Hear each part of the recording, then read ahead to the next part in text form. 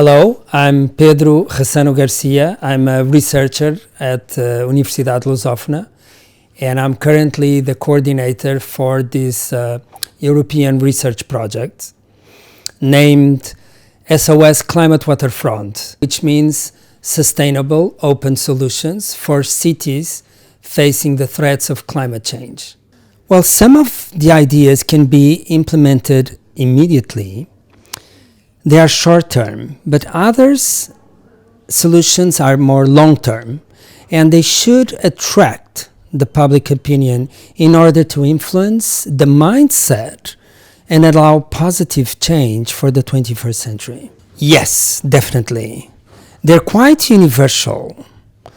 So I would say that they can be easily adapted and used to other urban environments around the world. We can transfer knowledge and that can be used to any city searching for solutions.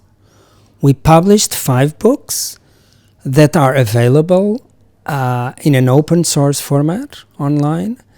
We made exhibitions, digital exhibitions, videos and conferences, all funded by the European agency through the Horizon 2020 program. So hello, I'm Elena. I'm from the Major Development Agency in Thessaloniki. Disasters are becoming more frequent, bringing damages, and gradually it's getting not only more expensive to maintain the urban environment, but also to provide safety for the waterfront communities. Improve resilience by adapting and mitigating damages created by extreme climatic swings. My name is Bruno Monardo. I'm professor in urban planning in Sapienza University of Rome in Italy. The cities are 5, Lisbon, Portugal, Rome, Italy, of course, Gdansk, Poland, Stockholm in Sweden, and Thessaloniki in Greece.